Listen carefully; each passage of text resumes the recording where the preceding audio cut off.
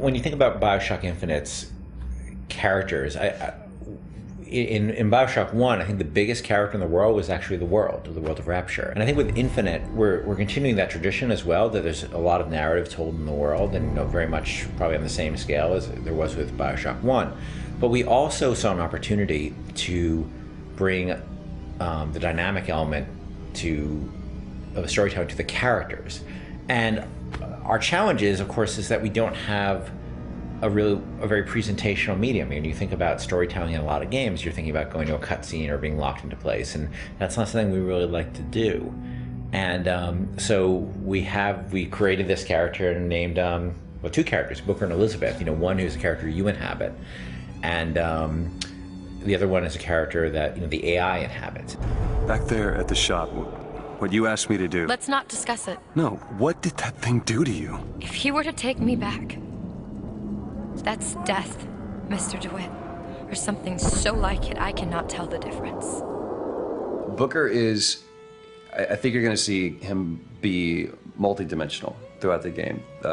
Starts off very, very simple, and if you know history at all, he's a former Pinkerton agent, which those were bad guys. Bad guys feared the Pinkertons. And the fact that he was kicked out of the Pinkerton agency should kind of give you a little bit of insight into what kind of guy he is. He's seen a lot. He's done a lot. He's got a lot to make penance for.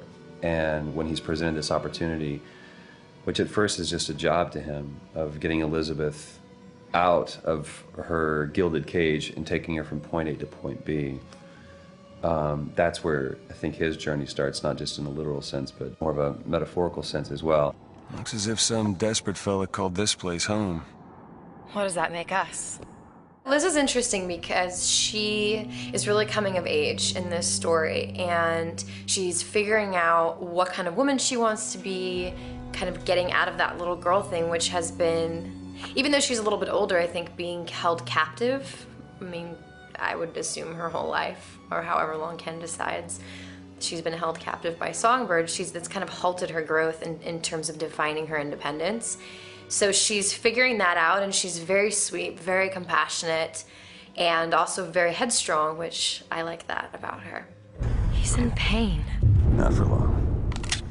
I need you to step back. Wait, there's a tear.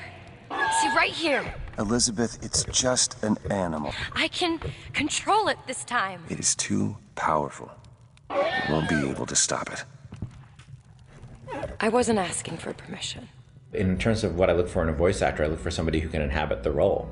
And sometimes they'll bring something to the role that I had no idea, and I'll change the role.